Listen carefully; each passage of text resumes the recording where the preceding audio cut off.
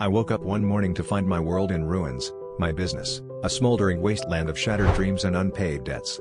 As I stared at my reflection, a broken entrepreneur, I realized that rock bottom wasn't a grave, but a solid foundation on which I could rebuild. With nothing but determination and the ashes of my past, I began again. Sweat, tears, and sleepless nights later, I rose, like a phoenix, from the ashes of failure, my business thriving more than before. Through the storm, I learned that the beauty of life isn't about never falling, but about rising every time we fall.